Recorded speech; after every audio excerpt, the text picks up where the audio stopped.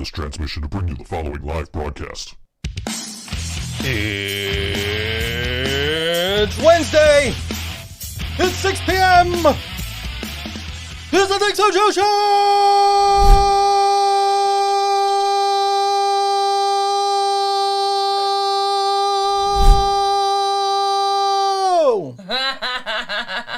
You really got it there. Laura's not here today. Oh no, why? She said she's still stuck in 2020, much like Republicans, apparently.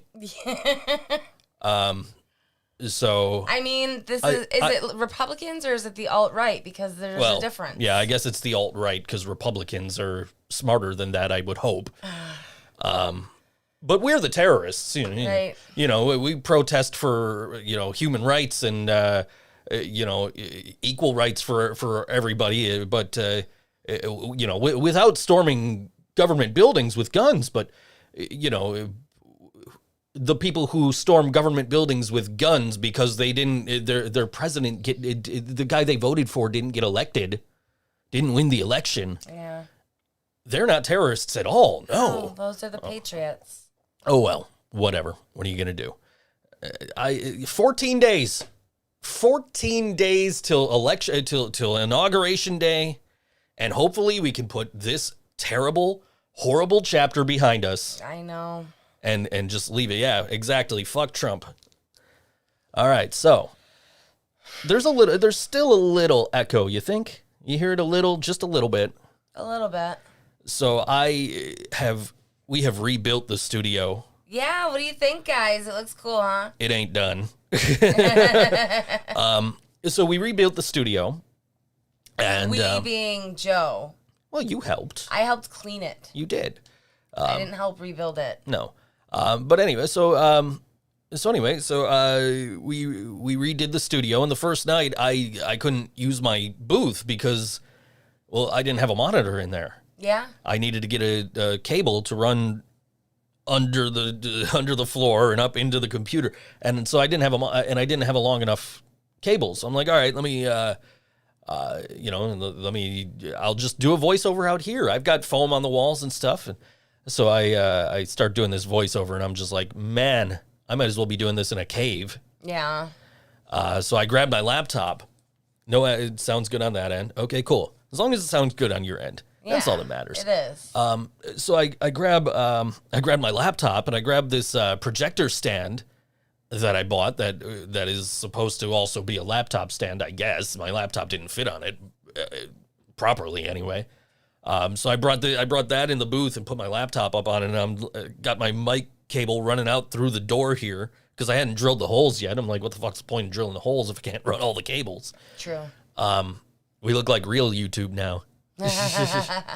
Anyway, so that's how I was doing voiceovers. The first couple of nights was with my laptop. So I'd open up everything over here on the desktop, and then I'd go in there with the laptop and just like poke my head out. Actually, I would hit record and I would just do everything. My mom liked the stream. Hi, Mom. Hi, moms. Hi, Mom. Both of the moms. Both moms, yeah. Oh, my mom says it sounds good, and your mom says it looks good. So well, all together, we got a good package. Your mom's on YouTube, my mom's on Facebook. It's all good. All right, so all right. yeah. Anyway, we got it covered. So yeah, that was But yeah, we look like real YouTubers now, apparently. But in any event, so that was my first 3 nights having had this setup because I ran out of double stick tape to put any more foam up on the wall, so I had to order more of that. You're good on double stick tape now, right? I should be good for right now. There's some right here. Yeah, that's the stuff I use for mounting stuff under the desk. Oh, that's the permanent. That's the permanent stuff, and then I've got the stuff you could just pull off, and that's what's got the foam up on the walls. Oh, okay. I tried to use that stuff to stick just a power strip under the desk. Yeah. No. No. Bad idea. It wouldn't hold it. No.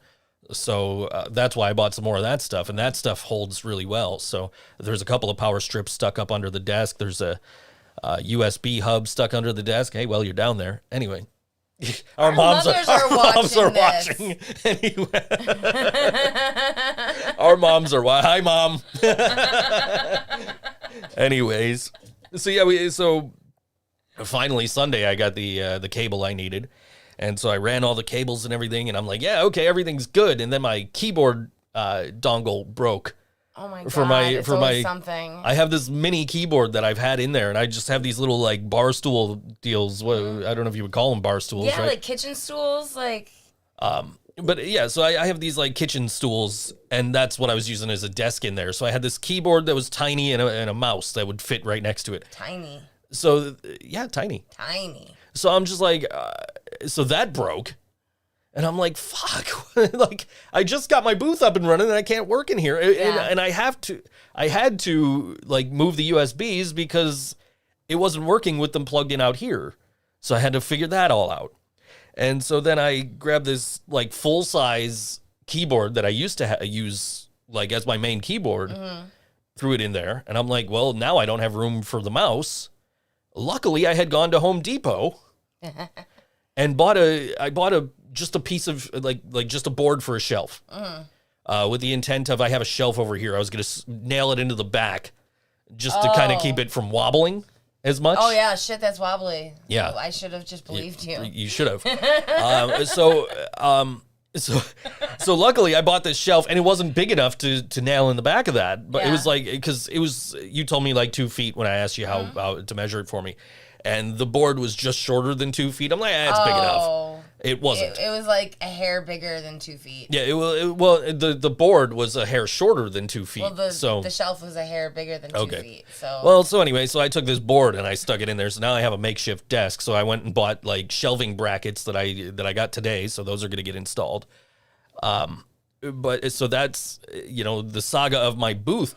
But in the meantime, my screen in there goes out every so often. Oh my goodness. And comes back on. And so I'm looking at this cable that I bought, and half the reviews are like, oh yeah, if it flickers, you have to turn it around and you have to use it the other way. Oh. Like, that doesn't even make any sense. It's a DisplayPort cable. Both ends are the same. So now I have to run this cable. That's a pain in the ass. Yeah, and hope that it works. Yeah.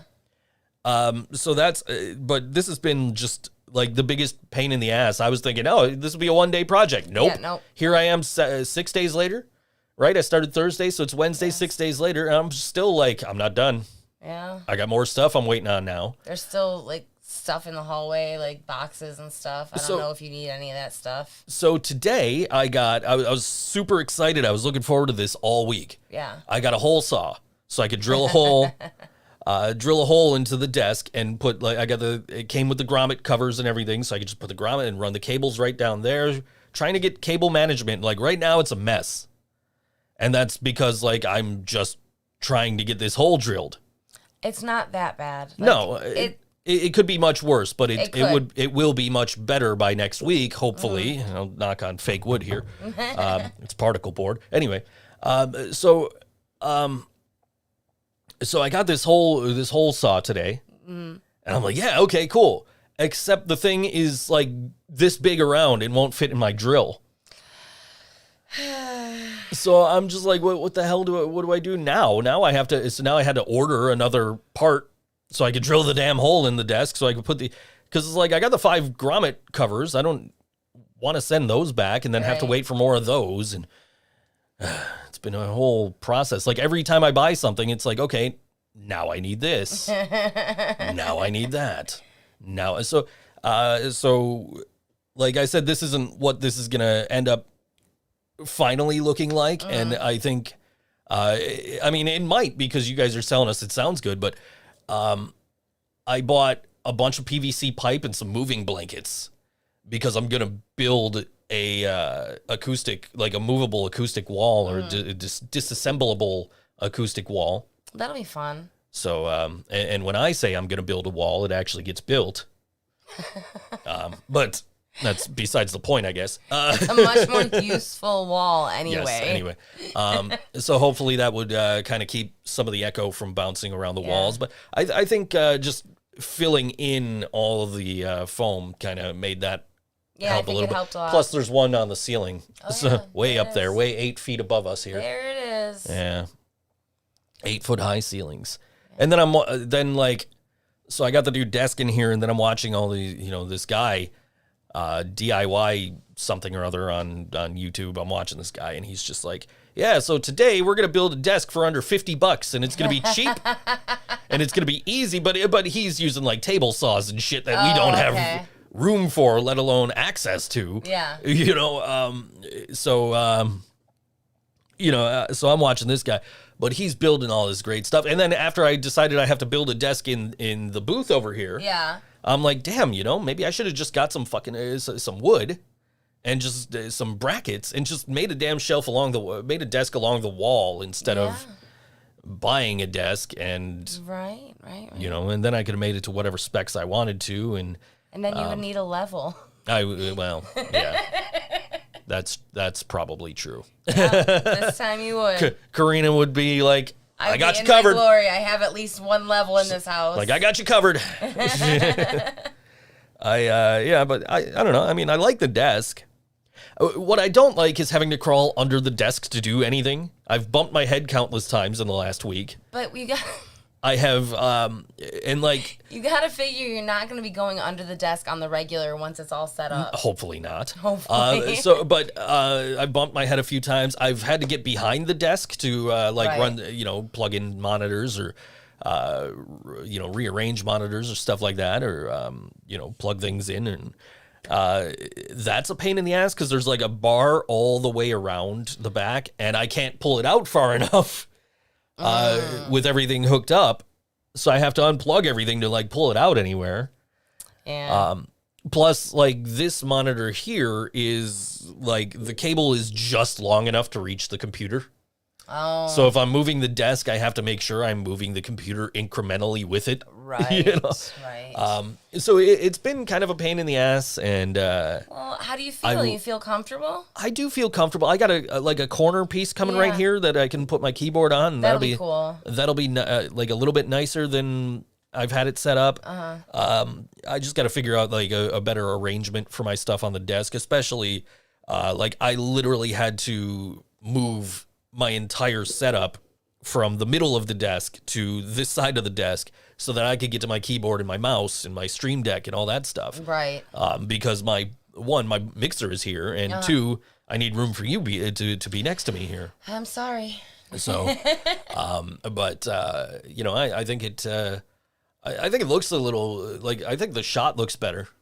It does, except for the light stand. Not a camera upgrade. No. Well, this is a camera upgrade from like 2 months ago. But no, not a camera. Actually, we're using a better lens this week. Are we? We are, because I don't need that kit lens that came with the computer, that 18 millimeter. Mm-hmm. I can use the 24 millimeter, and it gets, or 20. What's that say? 20? I don't know. I can't 22 millimeter. It's a 22 millimeter lens that's got a higher aperture rating, so so the background blurs a little more behind us. Yeah. Like you can't make out Colt Cabana over here. Nope, you can't. Well, I mean, like, I know it's him. You can see that it's Colt Cabana, and you know it's Colt Cabana if you know who Colt Cabana is. But it's I'm not entirely sure who he is, but like he's that guy right there. Yeah. Totally that guy. Anyway, but so no, not a camera upgrade, but we're using a different lens. We're able to do that because we're a little further away from the camera. Yeah. So that's kind of nice. Mm-hmm. That's one thing that I was hoping to be able to do, was kind of get us a little further away from the camera, or at least get us better in the frame. Yeah. I actually kind of angled it down slightly too. Oh. Sharper and more defined in the forefront. Yeah. I mean, it could be the lens. Really, the lights. It could the lights are different. Could be the placement of the lights. Yeah, that could do it too. Yeah. But yeah, no, it's just been Are the cats busting in? They're trying to. Oh shit! But it's just been a process, and I will be very glad when I'm finally, hopefully this weekend, done with it.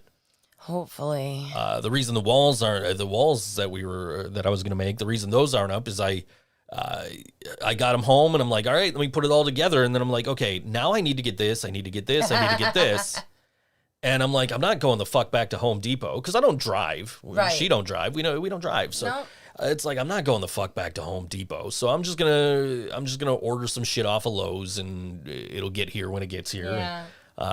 So it's supposed to be here tomorrow, of course. Okay.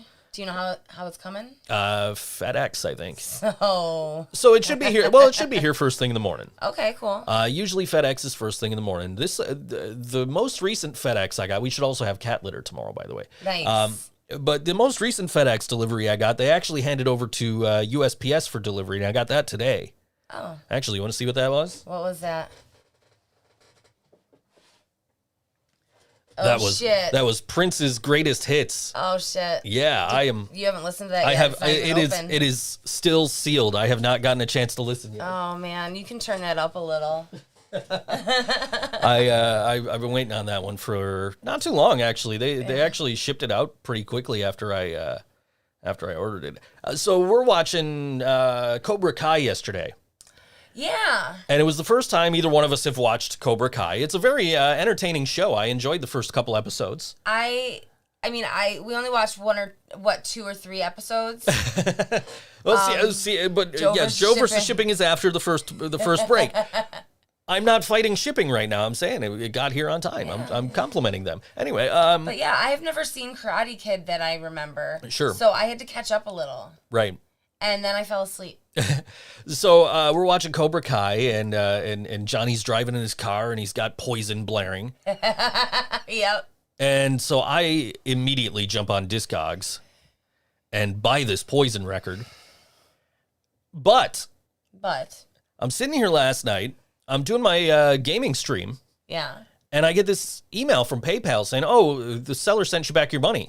Oh. What the fuck? Like, well, why do you send me back my money? And then he didn't post anything to Discogs. Like, he didn't try to cancel the order. He didn't post anything. He's just like, he sent me the money back. I'm like, what the hell? So I'm sitting here waiting. And he finally, like, emails me back or messages me. And he says, oh, yeah, I can't take PayPal right now, but I'll send you another follow-up with instructions on how you can pay me. And then he didn't send me anything else until today. Oh. And by this point, I haven't like sat there to read what he's trying to get me to do. But at this point, it's just like, dude, cancel. Yeah. Like this is a lot of work for Poison. This is shady as fuck. And I, you were the cheapest guy to have the Poison record, but I'm sure I could get the Poison record elsewhere. Poison's Bret Michaels, right? Yes, Poison is Bret Michaels. I got to work at Bret Michaels' concert. The Poison record in question, Open Up and Say Ah, has Every Rose Has Its Thorn on it, as well as... I like that song. As well as whatever song was playing in Karate Kid yesterday. But that's the second time this week that I was watching TV, and I'm like, I need that on vinyl. Yeah, you do that. I bought the, it's on its way, the Buzzcocks. Which I'm not arguing with at no, all. Absolutely. Like, no complaints this time. Season, I think it's, I want to say 19, I could be wrong. Season 19, I think, of The Simpsons has some actually decent episodes, like all right in a row. Like, yeah, that's way past like prime Simpsons.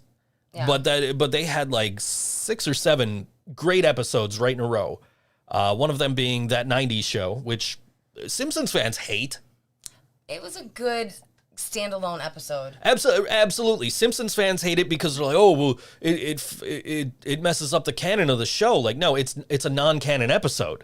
Yeah. It doesn't count. Anything that happened in that episode doesn't actually count. Right. Like, that was a one-off. Much like the Halloween episodes. Right. But because it's not a Halloween episode, they figure, oh, it's part of the series. Like, no, that one doesn't count. And also has the greatest line in the history of any media ever.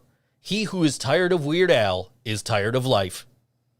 Anyway, the following episode after that is called Love Springfieldian Style. Okay. And it is a Valentine's Day episode where Homer and Marge get stuck in a tunnel of love at a carnival because Bart poured Jell-O in the water. Oh, that's cool. And then they tell the story of Bonnie and Clyde, played by Homer and Marge. Okay.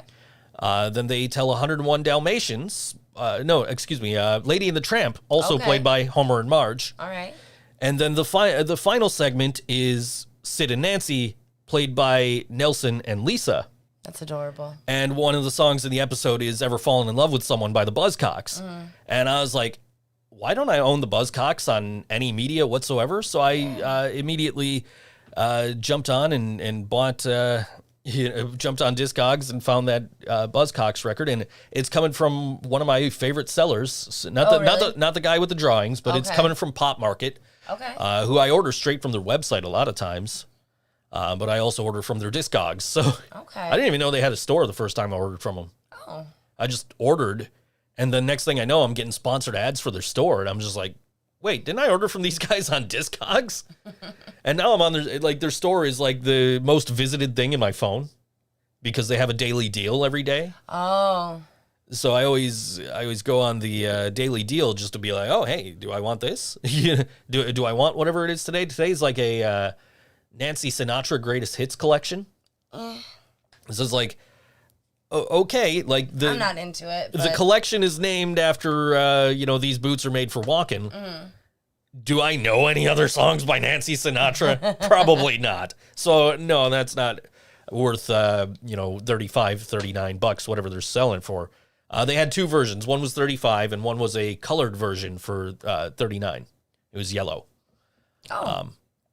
The Discogs, Pot Market is like the most visited, followed by Musician's Friends, Stupid Deal of the Day, and also Guitar Center's Stupid Deal of the Day. There you go. Which they're the same company. Are they? Yeah, they both suck. But every now and then, you get a really good deal through the Musician's Friend Deal of the Day. I don't think I've ever bought anything from Guitar Center's deal. Okay. But last week they had these Roland mic cables. Ooh. And they always they're always like two of them for like $20, and that's a really good deal, and they're really good cables. So anytime I see that deal, I'm like, I gotta buy it. Yeah. And I actually got those a couple of days ago, and I didn't open them. They were just sitting on a tote right here in a huge box. And so I keep forgetting what's in this box. I'm like, what is in this? What's in this box, and why haven't I opened it? And then I look at the label. It's like, oh, Musician's Friend. Okay, it's my mic cables. I'll just leave them. And then today it's like, I gotta get this box out of here. Yeah, we have so many boxes in the hallway, and they're like tiny boxes that like the lights. You don't have the lights on. No, they're still in there. The lights came in. Yeah. They're like this big. Yeah. But they're nice boxes, so I didn't want to throw them away right away. So finally today I'm like, okay, I got to open this box. Yeah. And I brought this box out, and this box is freaking huge. Yeah, it was ridiculous. Which is why I couldn't remember what the hell was in it. Yeah. Because it's like, what did I get in a box that big that I haven't opened? Like, that seems like something I would open right away, a box that big. Yeah. So I bring the box out, and I'm just like, guess what was in this box? And you're like, I don't know, cables? Like, yeah, 2 mic cables in this giant box. It was the only thing I could remember that you were expecting. Yeah, with all this, like, all the craft paper rolled up inside of it, like, yeah, it's 2 freaking audio cables. It doesn't need to be that well protected. You wouldn't think. But, they got you. They got you just in case. Yeah, I guess. Just in case. I guess. I've had vinyl that wasn't packed so well, so. That is true. I bought from, I want to say it was Tower Records. I don't know, but I think it was Tower Records. I bought like the 311 Greatest Hits, and like I'm trying to open the package, and I'm just struggling opening this package. When I finally opened the package, the record just fell right the fuck out. And I'm like, are you serious with it? Like, this is a record store. They should be better at this. And luckily, the record was fine. Good. So, as fine as a 311 record would be. I mean, nothing against 311, but I mean, like, they had their big hits, like, around the time that they had, like, Down, and then they had, like, Love Song and the 51st States soundtrack, and, they had a couple of songs in between those, and then, like, everything else is just like, what is this? You know? Other than the few songs that are on the radio, yeah, I don't know if, like, I think I would be like, oh, this sounds like 311 if it was 311. Sure. But I wouldn't be like, oh, this is my jam by 311.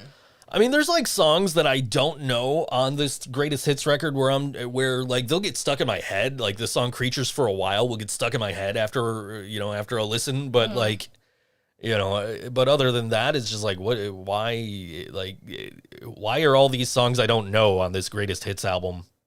Yeah. You know who else has a Greatest Hits album like that is Incubus. It's actually their like playlist, the best of Incubus. Oh. Like I don't know half the songs on it. Really? And the only ones I want to listen to are the ones I know. Which ones do you know, though? Like Make Yourself and... They had some good stuff after that. Well, Make Yourself and like the album after that. And I think like the album after that, I think I knew some stuff from too.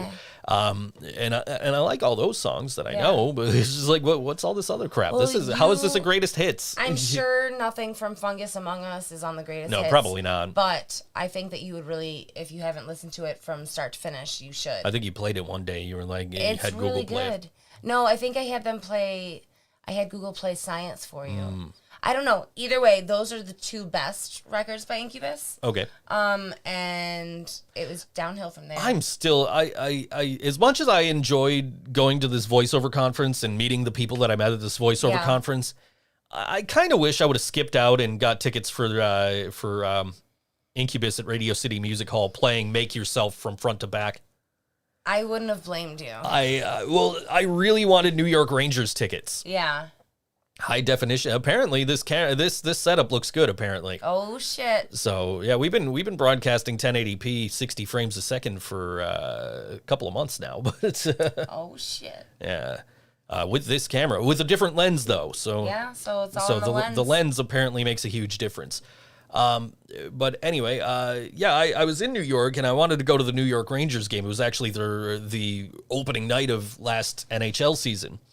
And I'm like, man, I'm in New York. I'm going to this conference. I'm like, if I could get Rangers tickets under $100, I'm skipping the conference, and I'll meet you. Thanks for the like, appreciate it. Anyway, and so I couldn't get tickets for. I saw tickets for like under $100, like I think maybe a week before I went. How many tickets would you have needed? Just one.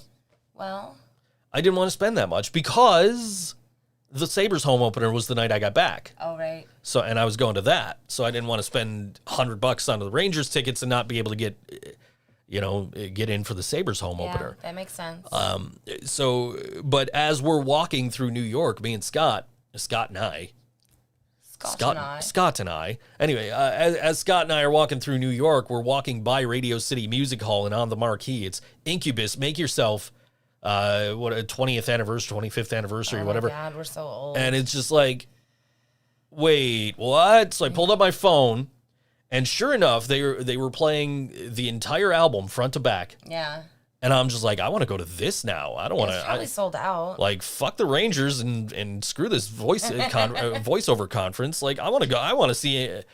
We didn't go. Like, I think you got sick or something, so we didn't see them at Canal Side? At Canal Side last year. Yeah. So I was like, fuck.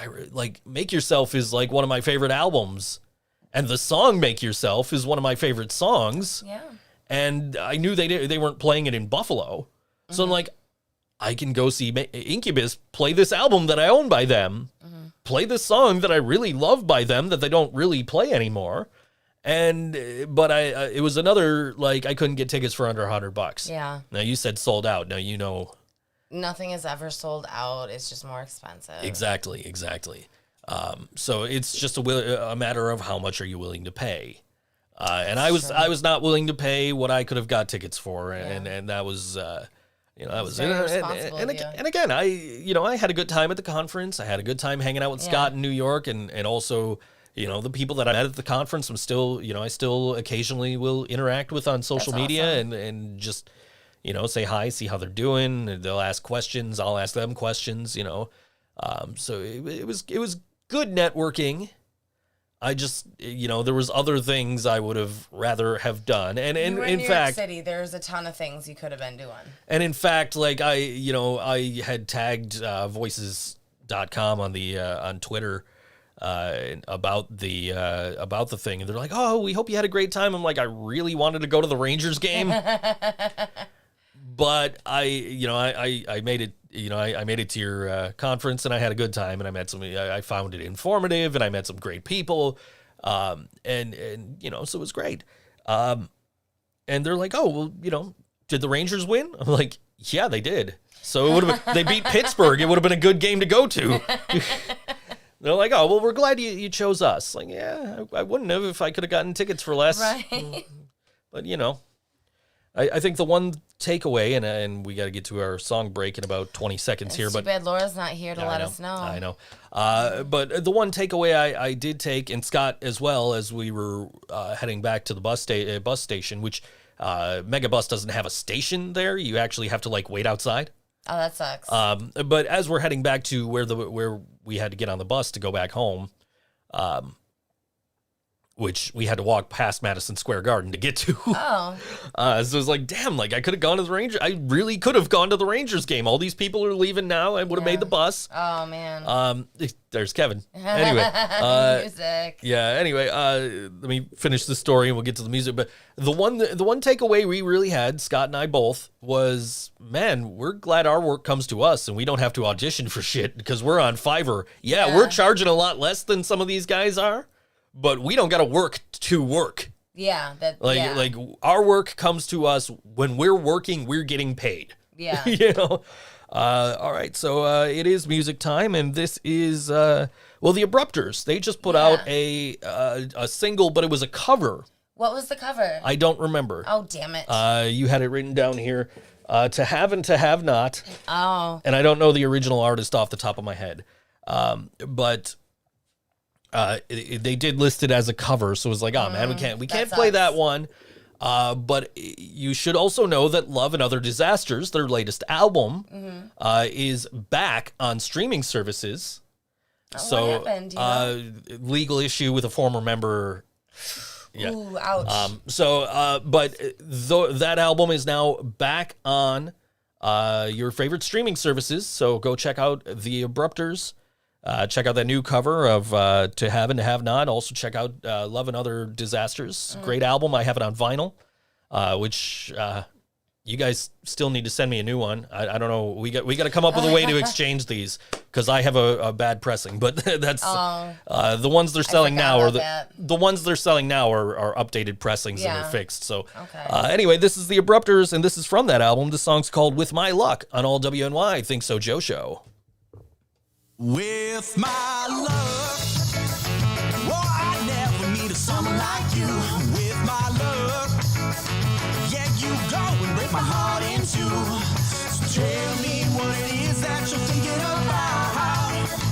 Oh, let me know if I should throw these feelings out. With my luck, won't you probably never be true. With my luck, well, you go and find someone new. I have this feeling now that I just can't shake. Oh, should I learn from my last mistake?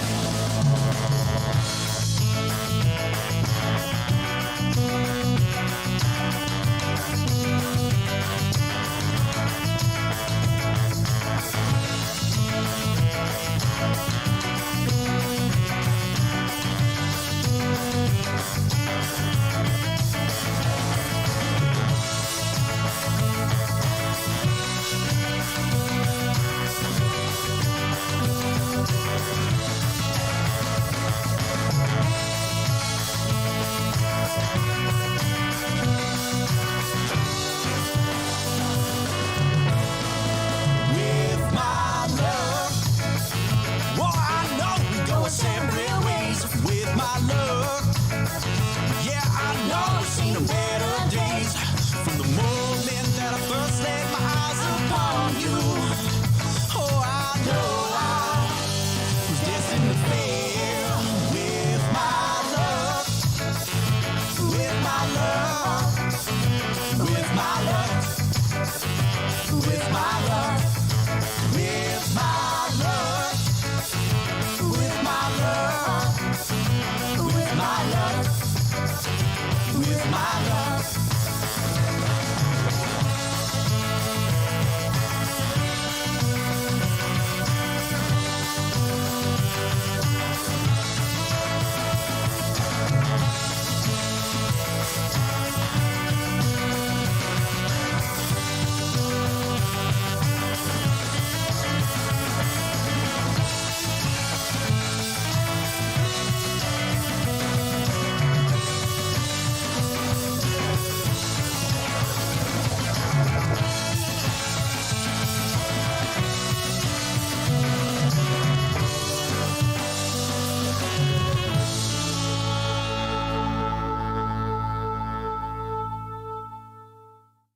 The Abruptors on all WNY ThinkSoJoE show. Song called With My Luck. Awesome From sauce. Love and Other Disasters, a great album. Brian just got a copy on vinyl. Yeah, I saw that. He got stickers and stuff. I bought mine at the record store.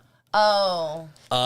So what they had, I guess, initially the pressing plant made a mistake, and they put one of the songs on the first side was accidentally replaced with one of the songs from the second side. So that song's on there twice. Oh. So I had actually, said something to them on like Instagram or something, and I said, "Hey guys, I got a problem with my record here. Is this normal?" And they said, "Oh, you know what happened? Is the pressing plant screwed up?" And so they told us, "Okay, keep those. We're gonna send you new ones." What do they want with a bunch of... I mean, obviously sell them at Revolver. I guess that's where I got mine. So I'm not saying if you go to Revolver you'll get a bad copy. I don't know. I don't know what the. But you might. I don't know. Yeah, I suppose you could.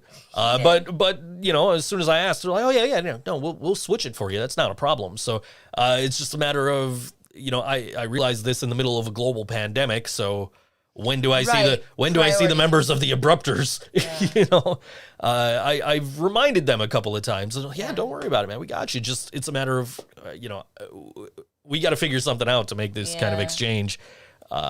So.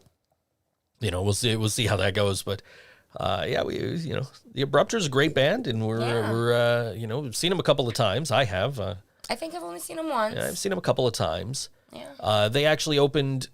So there was a show. It was Mephistopheles at Mohawk. Mohawk, yes. Yes. You were out of town, and I was supposed to be on a date. I was doing merch for Brian's band. Yes. So this was before we started dating. This was like 3 years ago. Yes, this was like 3 years ago. So I'm at Mohawk, and I'm being stood up again. The Abruptors were one of the opening acts on that show, along with our friends Reggie Childs. Oh yeah! Wow. I wonder how they are. Yeah, it's been a while. So I went because it's like, ooh, ska show. Yeah. You know, like you're not the only one excited about ska. I know. You know, That's I like ska bands. So I wasn't like overly familiar with Mephistopheles at the time. I knew Reggie Childs. Yeah. And I had heard the Abruptors. Like we probably had played them, Brian and I, on the show at the time. But it was like, it's like, okay, cool. I want to go to this show, and I was supposed to meet this girl, and she stood me up, and that was the day I texted Fucking you. rude. That was the day I texted you. I should start treating you like a girlfriend because at least you appreciate it. And one thing led to another, and then the next thing you know, a week later, we're at a ska show, Right, in right. Rochester. Yeah. But yeah, anyway, fun band to watch, fun band to see. Definitely. There's, a lot of energy on that stage. Yeah. They had just gotten back, I think, from like Montreal or something, from like a big ska right. festival or something. Yeah. And Mephistopheles were really, you told me like, oh, you make sure you dance if you hear the Bumblebee Tuna song. And I'm like, I don't know what that is. And, and but now you do. Now I'm just, like there was a thing, like Trump said something about Bumblebee Tuna, and I'm like, Bumblebee Tuna? Just shared the video for the Mephistopheles song. But yeah, so, and I'm like, oh, I heard it, and I'm like, oh, this is the song she was telling me I got to dance to. So just kind of, but yeah, it was my mom's favorite song. Yeah, it was a fun show, and because I got stood up and I'm like miserable, and that was an afternoon show. I wasn't like miserable, but I'm like, here we go again. Yeah. I was like, you know what? It's still early. I'm downtown. My friends are playing at Tudor, so I went and saw Arcadia at Tudor with like Johnny Revolting, which was another great show. So I'm just like, this by myself or not, this is an amazing freaking day. Yeah, right. Because I got to see these three awesome ska bands, and now I get to see these awesome punk bands. Yeah. And what was that? Oh, I can't remember Sean from Arcadia.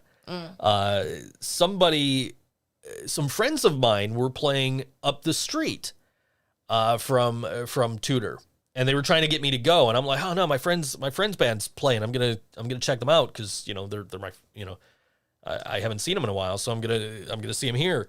and somebody goes, "Oh yeah, somebody said they were at that show and there was a Nirvana cover band playing."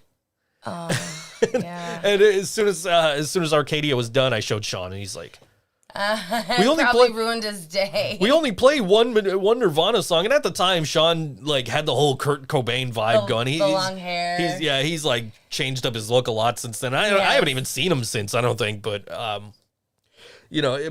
yeah, they played a Nirvana cover at like every show, but it was like a Nirvana cover. I mean, So if you look Kurt Cobainish and you play a Nirvana cover, it's people are gonna going, "Oh, happen. it's a Nirvana cover band playing at Tudor Yeah. tonight." But no, I mean that was the first time I actually. I don't think it was the first time I actually saw Johnny Revolting. I think I had seen them before that without realizing it. Oh. But I had been to a bunch of Johnny Revolting shows that I didn't get to see Johnny Revolting at because it was before like the age of Uber and all that. So it's like, man, I gotta get a bus. I gotta get out of here. Or I'd be like going to shows and have shit happen that was just like depressing before I go to the shows. And I'm like, I don't fucking feel like being here, and just go home, which is weird because like normally the shows are the place I go to escape feeling down. Right. So, that is like, oh, this girl I like might show up with her boyfriend, so I'm gonna go home. Oh, ouch. that kind of stuff. Yeah. But I stuck around Tudor that night. I really probably should have gone home, but I'm like, I'm sticking around. I'm gonna watch these guys. I haven't seen them yet. I keep seeing all their flyers. Oh, the legendary Johnny Revolting, and they're all these bands I'm friends with open for them all the time. So let me check out this band. And so I stuck around and I watched Johnny Revolting, and I was like, holy shit, why have I not watched these guys sooner? And also kind of flashed back to my first time going to the Continental. You know what? Probably not my first time, but like one of the times I went to the Continental, and a band was playing, and I swear I think it was them. Yeah. Because they did a cover of Time Bomb. Oh. And I'm like, wait, I've seen you guys before. Like, I have seen you. It was years ago, and I didn't know who you were. But yeah, so that was cool to, it was a shitty day, but I got to hear awesome music. Yeah, that'll help. And chat with you the whole time. So, because you were just miserable doing your job at, where were you, Montage, probably? No, I don't know where I was. Anthology? I don't know. Bug Jar? No. I don't know. There's what other? I don't know. You'll have to ask Brian. And I know, like, I was like, oh man, like, what do I do? And somebody suggested that I ride up there with Yellow Sauce because a band dropped off the bill, right. And Yellow Sauce jumped on in Rochester the same day, the day of the show. They jumped on. That was the first time I saw Yellow Sauce. And somebody said I should ride up with them, and that was before I was in Yellow Sauce. Right. And I'm like, no, I'm at this show. This was in the days of Bob Paul. Yeah. I'm like, I'm at this show, and they've probably already left because it's a 2-hour drive, so I can't, I don't know if I could have. I didn't try. I bet you could have if you had tried. But, I'm sure. Yeah, I'm sure. Everything happens for a reason, right? Yeah, but I ended up, going to see Arcadia and Johnny Revolting, so it was all good. Those are the best. Those are what get me through tough times is punk rock shows. Yeah. And luckily I've been okay over the pandemic, so I haven't really needed the punk rock shows as much as I want them. Right. But I mean, punk rock shows have been like my go-to for years. Like the first thing I did after my, after I split with my second wife was, hey, any good shows going on this weekend? And went and saw the Barksdales, the Clockers. Crap, who else was on this show? Geez, I can't think of who else was on this show. I know it was the Barksdales and the Clockers. It's going to bother you. I think Wolf Tickets was one of the bands. Oh, okay. And I can't think of the name of the band, but this dude I met at the Alice Cooper show was in the band, and I can't think of the name of his band, and I feel bad about it. but I haven't talked to that dude since the Alice Cooper show either. Oh, so, shit. that was one of the things that made it from we were talking during the break about stuff that made it off of my whiteboard that was on this wall over here. And that's one of the things is I got a $100 Alice Cooper bill over on the shelf there. It's behind Scorpion and Sub-Zero. Anyway, but you can't see it in the shot. I can see the corner of it. Yeah. You can't see it in the shot, so it doesn't matter. But yeah, so that was but that was like the first thing I did was I went to a punk rock show, and I was just like, hey, okay, cool, I'm down, let's go. Reasonable. Of course, my buddy Brandon, he's like, oh yeah, this show's going on with these bands, and I'm like, okay, yeah, I'm there. Figuring, I can meet new people because Brandon knows everybody. Right, he does. He really does. So I went there. He introduced me to a bunch of people, and yeah. So that was cool. It was fun. Got to see some cool bands, and yeah, forget about life for a while, and that's what I miss about shows. I know. Not that I have anything really to forget about except this incessant beeping that's going on outside. Oh my God! What the fuck? It beep beep beep beep. Beep beep. The way I described it on Facebook is it's the same pattern as in Simpsons Roasting on an Open Fire, the first episode of The Simpsons. There's I think it's on Flanders' roof. I could be wrong. It could be on the Simpsons roof, but there's a mechanical Santa Claus that just goes ho ho ho. Oh my God, I remember. Ho ho ho, and that's the exact pattern that this beeping is in. It is. I have no idea where it's coming from. The first time I heard it was Thursday. It was like only when I was trying to sleep for a while, but now it seems like today it's been all day there. So the first time I heard it was Thursday. We had unplugged a bunch of stuff in here. Yeah. And we didn't know if it was like a fire alarm. Well, no. So we unplugged a bunch of stuff in here, and I have battery backups on everything. Yep. Not on everything, but everything's plugged into a battery backup, so half the stuff in here is battery powered if the power goes out. Yeah. But when you unplug it, it beeps. Yeah. Until you turn off the power button. So it just beeps to kind of let you know, hey, it's on battery power now. It's not charging anymore. You need to shut your shit down. Right. Because you only got like 5 minutes. But it basically prevents your system from just shutting down, so you have time to save and everything. Yeah.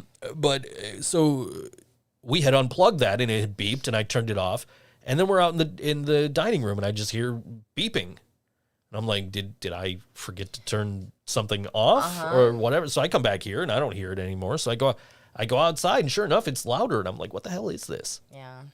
So the last couple of nights I've heard it while I was going to bed, and then tonight today it just kept going. It didn't stop.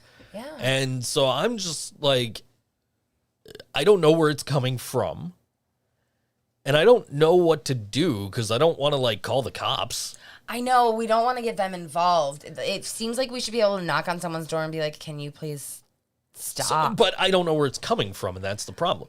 But like, one, I don't want to call the cops. I don't trust Buffalo cops to do anything. No. Because I got robbed, told them who did it, and they didn't do anything. Mm-hmm. When I first moved out here, and two, like, I don't trust cops in general. These are hard times to. And again, I have family who are cops, and I would trust them, too. but you don't know what a cop is going to do. They don't know you. And we don't do their job. And we don't know who's causing the problem. Right. God forbid it's like the one minority family on the block or something like that has an alarm going off they can't figure out or some shit like that. And they end up like in jail or the holding center or something like that or dead. Yeah, or fucking dead because why not? It's 2021. This is how we roll. But a whole bunch of fucking white dudes in camouflage and they're fucking armed to the teeth can storm the Capitol building so that our Congress can't do their job. But we won't. Bunch of sore losers, man. I know. Like, your guy lost. Get over it. Every vote to count. Well, guess what? They counted. Guess what? They counted again. Guess what I'm not going to do in 4 years if Biden loses to whatever Republican they trot out there? I'm not going to storm the fucking Capitol building and complain and be like, oh, my vote, blah, blah, blah, it's voter fraud. I'm going to be like, oh, okay, we lost. That sucks. Remember when I lost it? Oh, yeah, remember when Hillary lost to Trump and everyone was like, oh, not my president? And all the Trump supporters were like, you can't say that it's not your president. Uh-huh. Well, guess what? Now Trump's not the fucking president. Well, he's not my president. For another 2 weeks, he is. But in 2 weeks, get the fuck out the door. Yeah. We don't want you. Get the fuck out of here. Go hide in some fucking country somewhere, because I know that's what you're gonna have to do at this point. He's gonna go to jail. Exactly.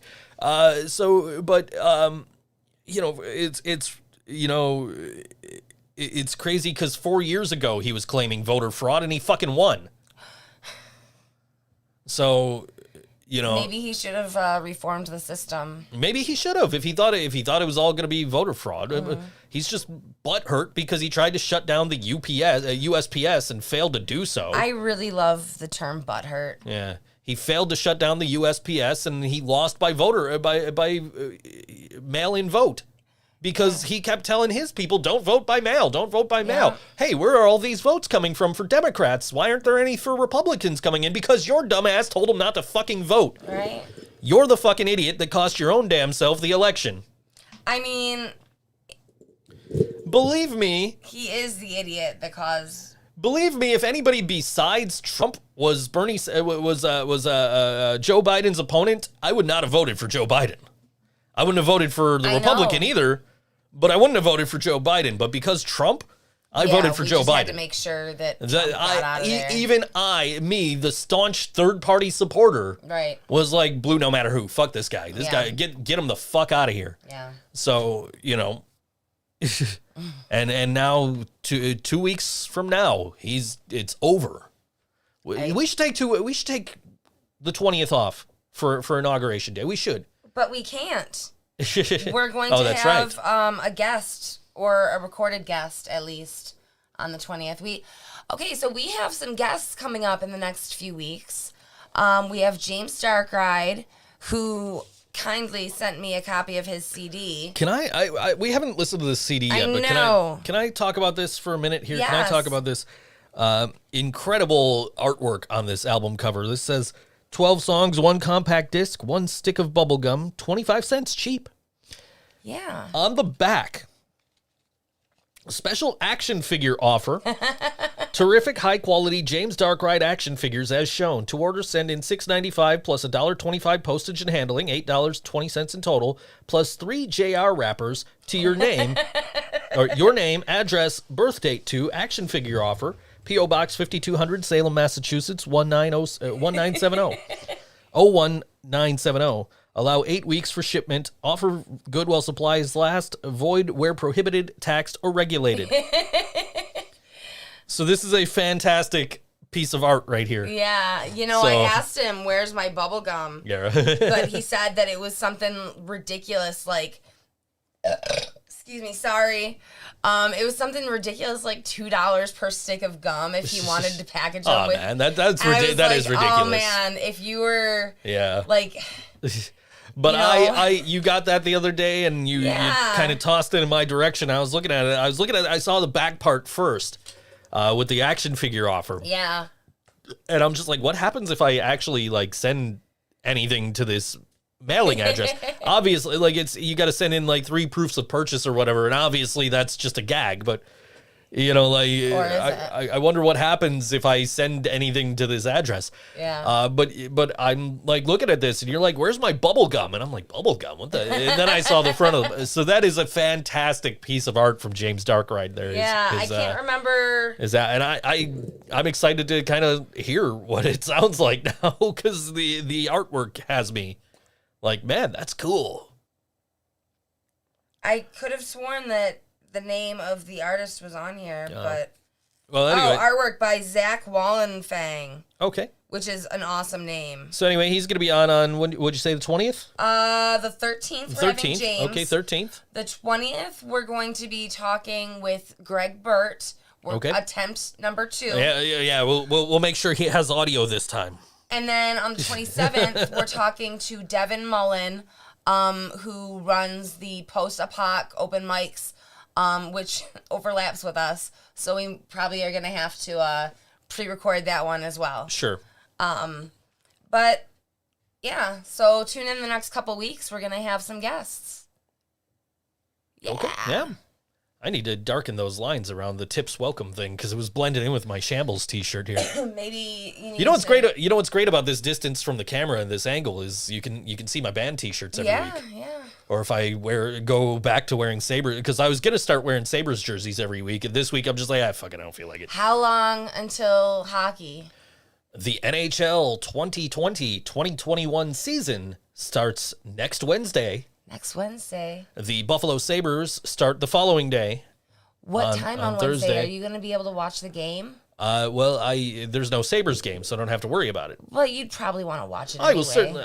So I'll watch hockey while I'm watching AEW and NXT. Okay. I've got 4 screens right here in front of me to watch whatever I want. It's a little overwhelming. I'm glad. Like this one, the TV. This is the TV, right? Yeah. This one is black right now. It's it's off, and then there's still images on the 2 on the sides. Yeah. And then there's like the video on the front monitor.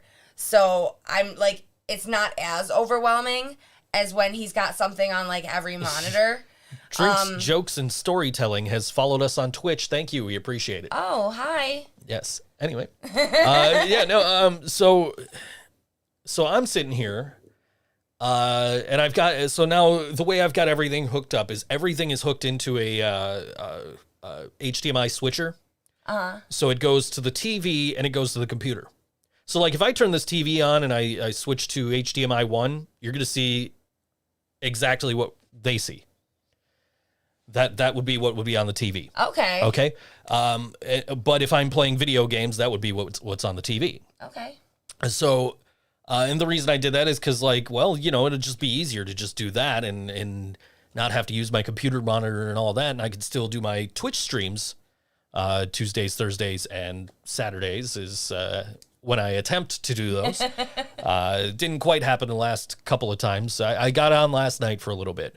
But anyway, so I start noticing, because this TV's only 720p. Oh, okay. I start noticing that like the text is really like tough to read in like NHL. Like it's fine in Animal Crossing because it's bigger, but it's still like really pixelated. Okay. And I'm like, so then I start thinking like, man, I need another display in here, but I just bought this TV, so I don't want to replace the TV. I don't know what to do. So for now, the TV is gonna have to do. It's not as clear of a picture as I'd like, but you poor thing. It'll do. And then I started noticing quality of camera is great. We're using, this is a Canon M200. Yeah. With a 22 millimeter lens. But I started noticing, like, I started watching some YouTube videos up there, and I started noticing the quality in those wasn't as good as I was like. So I'm like, man, like, I never really noticed the difference between 720p and 1080p until I really got this close to this TV. So it's like, oh man, like, I don't want to replace the TV. I just bought it. Where am I going to put it if I move it? Yeah. Then I have to probably buy like a computer monitor that does 1080p, because you can't get a 1080p 24-inch monitor. Yeah. Or television, rather. You could get a monitor. It is it's connected to an Elgato HD60 Pro. I had to actually send back an HD60S to Elgato for warranty, because for some reason it wasn't playing nicely with the computer, so it was kind of like it would cut out and we wouldn't have camera for a minute, and I'd have to unplug it and plug it back in. So for this, we're connected to the HD60 Pro, and when I do my gaming streams, it's around here somewhere. I have just a cheap $10 HDMI capture card that I use for the camera for that. Well, I use the Jasmine. Hi, Jasmine. Jasmine's here. Yes, she's hi, late, Jazzy. but she's here. I was wondering where you were. Yeah. Yeah. She made it. She made it. Yeah. But yeah, so I got to figure out what I'm doing about this TV.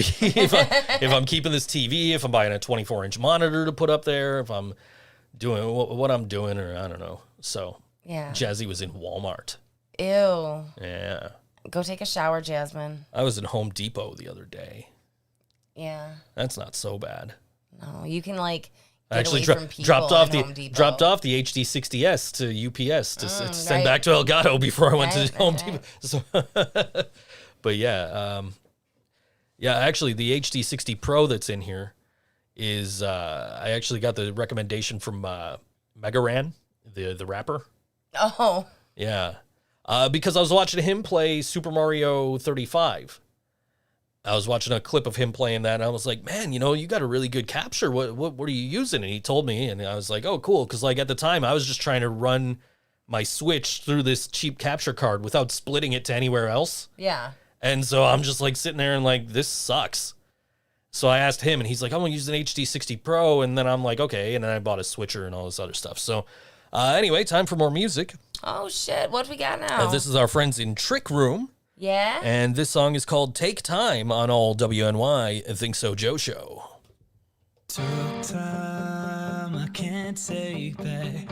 Fake lines on my breath. I know there's something left. Found out I sold my check. Easy to hesitate when you just need a break. We only have so long. Regret to get along. They chasing far, far from. Then we falling down on.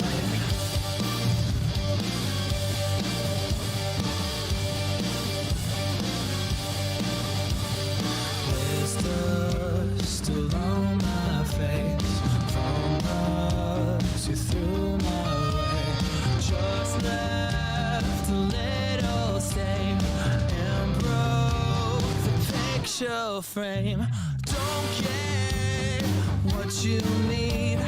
Trying for sympathy. I don't believe I'm wrong. Sarah, she comes along. They chasing far, far from. Then we falling down on. They chasing far, far from. Then we falling down on.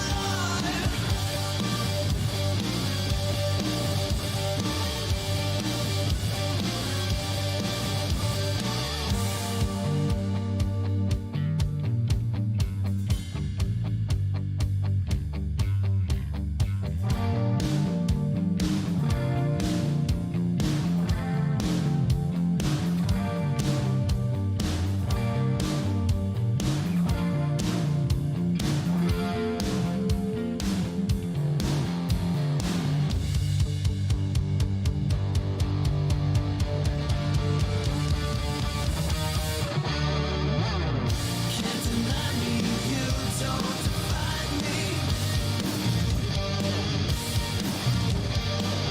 Can't deny me, you don't define me. Can't deny me, you don't define me. Can't deny me, you don't define me. All right, that was Trick Room on all WNY ThinkSoJoE show. That song called Take Time. Yeah. Good stuff. Fantastic band and fantastic kids, and they used to be Scathed. Yes, that's the name I was looking for. I think that Trick Room suits them a little bit better than Scathed. There's CJ. CJ's in the Hi, in the CJ. Facebook chat. Said it's a pretty cool song. Yeah. Yeah. you know, I've seen them kind of evolve over the years. They were on the first show that I booked for all WNY when I became event coordinator. Wow. And so we had them. I think Scott had suggested them, I think. Yeah. So we put them on with like Final Decline and I think Lower Town Trio. And I tell this story all the time. EJ from Final Decline standing right next to me. Was this at Good Bar? No, this was at Stamps. Oh. And EJ standing right next to me. He goes, "Man, these guys are really good." And I'm like, "Dude, they're young. They're young. They're only going to get better." And they have, and they've evolved, and they've evolved from Scathed into Trick Room. Yeah. And Great I'm stuff. just super excited to see where they go next. So he's still got the audio from that first all WNY show. Oh my gosh, that's awesome. That's cool. Yeah, that was awesome. that was my before we had balloons for everything. That was the first show I booked. That was before Stamps had like the big stage and everything too. So like the stage they have now. And that was my first time ever setting foot in Stamps. Oh yeah. Was that show.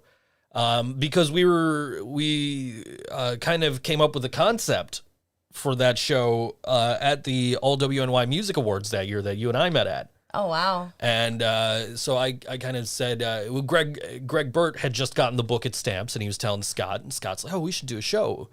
I'm like, "Yeah, we should put on shows again. I can help. I know some bands, even though I wasn't playing in bands at the time, I still knew some bands. I still had some contacts or whatever. So we kind of, came up with the concept of, we got February 15th was the date. Mm-hmm. And we came up with the concept of the Valentine's Day Massacre-Raid. But then I was told that the show the night before was called the Vampire or the Valentine's Day Masquerade. That would be confusing. And so they were like, you probably shouldn't do that. They were cool about it. Yeah. You know what I mean? Like, I don't want to say like anybody was like a dick or anything. Like, everybody was cool. It was like, no problem, dude. I understand completely. And we came up with, Scott came up with the Blackened Heart Ball. Yeah. And that's been an annual event that we've been able to do. And it's probably not happening this year, unfortunately. But it was lots of fun last year. Yeah, we've always had fun doing all these themed shows and big events. And so, the Blackened Heart Ball holds a special place in my heart because it was my first show that I booked. And my first show that I booked that I wasn't on, I should say. Like, I used to book ThinkSo Brain shows all the time. Yeah.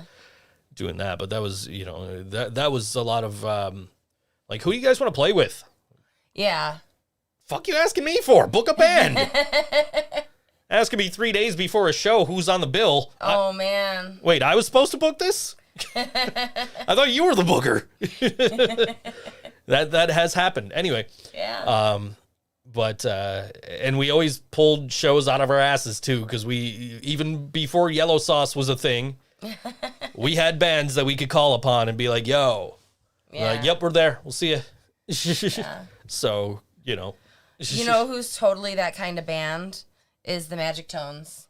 Yeah, sure. Yeah, they're definitely one of those bands that you could call, because there's two people with acoustic guitar. Like, you can call and be like, "Yo." I was on mobilize. I was on plenty of shows with the Magic Tones back in the day. I know. Back on those all WNY shows at Maggie's. I can't believe we never met each other. Yeah, I mean, as many times as I played with the Magic Tones and Six Pin and I know. STEM shows. Oh yeah, especially the STEM shows. I got some STEM picks up here. A couple. Yeah, there's I see that. one. I thought there were more than one. There's only one. Okay. So maybe, I have a. You know what it was? Is because the Smile Empty Soul has the Jägermeister on the back of it. So I thought maybe it was. Yeah. And so I used to have this. What do you call it? A whiteboard up here. Yeah. Like a whiteboard corkboard combo. And I used to have it up here, but I had to take it down because I had to put all this acoustic foam up. Yeah. And the one thing I really wanted to keep was I had all the guitar picks from the bands I've been in, and also picks from my friends' bands, picks from, picks I've caught at shows, and whatever. So I was like, I really would like to keep these somehow. So I grabbed one of the rolls of double stick tape, the non-permanent stuff. For the windows? No. Oh. No, the stuff I used for the foam. Oh, okay. So I stuck that up there, And I start sticking picks up and I run out of room and I'm like, fuck. And I want all my picks that I've used over on the far left. So I'm like pulling them off and putting them back on because it's non-permanent adhesive. Yeah. I pulled this Smile Empty Soul guitar pick off. And Smile Empty Soul, I got that pick when I opened for them at Broadway Joe's.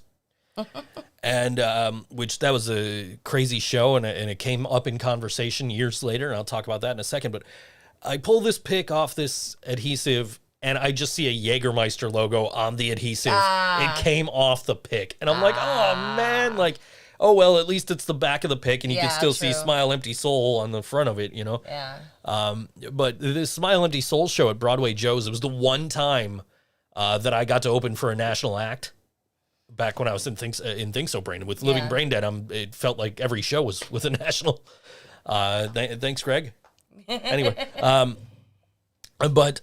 you know, so I have this Smile Empty Soul pick, and this show at Broadway Joe's was very unique. And I think I talked about the Non-Point show recently that had like 50 people, and it was a very unique experience. The Smile Empty Soul show was a very unique experience at the time. Because their bass player threw his back out the night before. Oh, that's right. So he was unable to play. He was on the bus, but he was unable to play. So it was the singer, guitarist, and the drummer, and they came in and they're like, "What songs you guys want to hear?"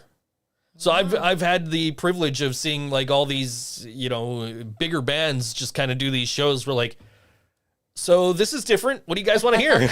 You know, Smile Empty Soul being one of them, a show I opened for. Yeah, that's pretty cool. So years later, I follow there's this girl I follow on Twitter, and I think she follows me back. And we're just, you know, we used to talk about the Sabres all the time.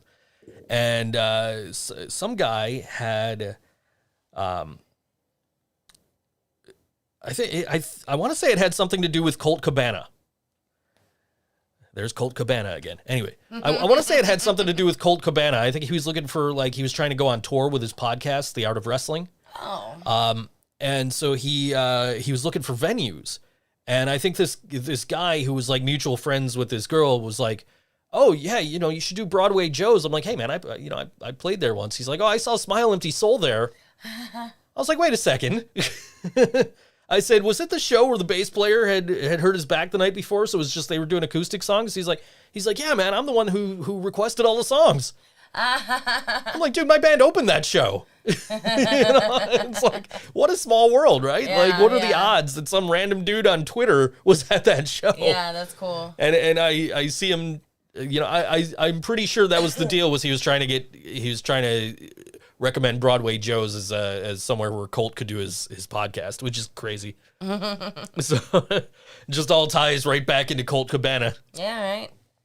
I still have an autographed Colt Cabana a picture in my studio, despite the fact that he's like enemies with my favorite wrestler now instead of best friends. But that's, you know, what are you gonna do? Goes. Yeah, what are you gonna do? I still like Colt, so I got nothing against Colts. It was probably Punk's fault to begin with. So anyway, but yeah, anyway, so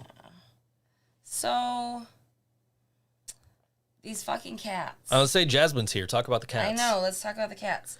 So Squirrel is being a love machine. So we're sitting here. We always sit here for like an hour before the show at least.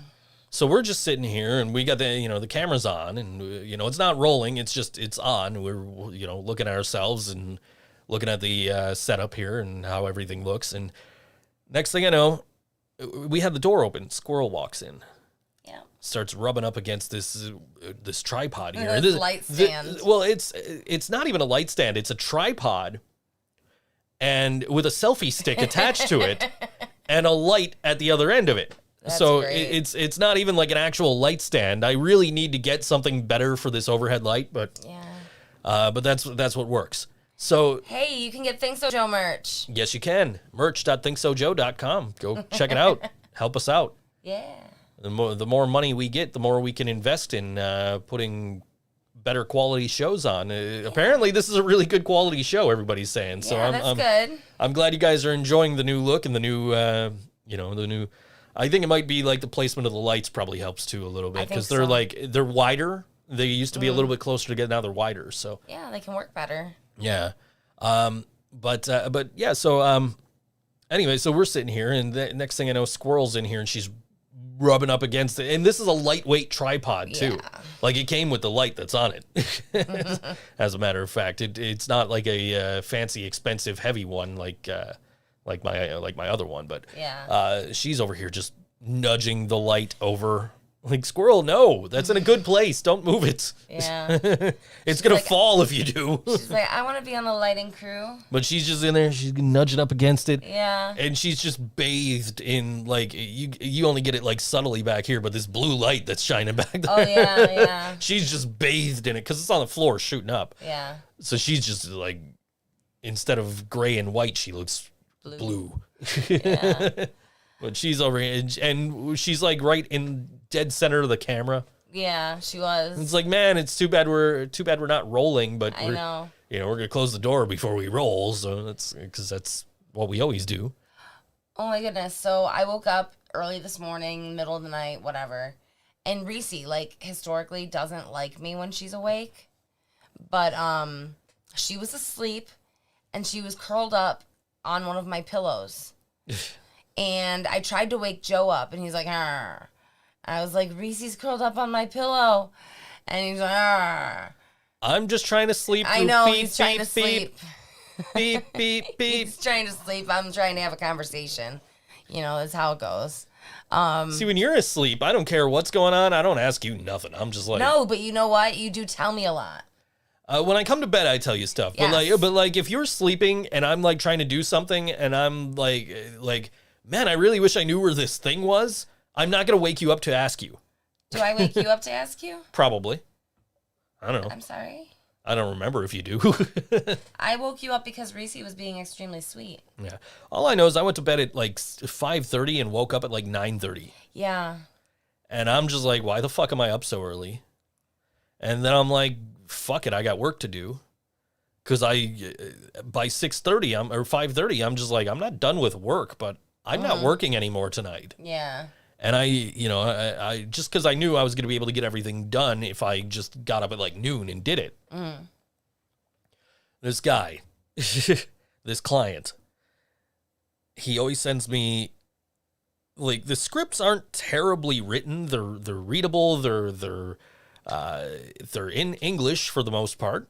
So they're not awfully written scripts, but the way they're formatted is just weird. Like, he sent me a couple of scripts. They were about 1,200 words each. Actually, he sent me like 5 of them.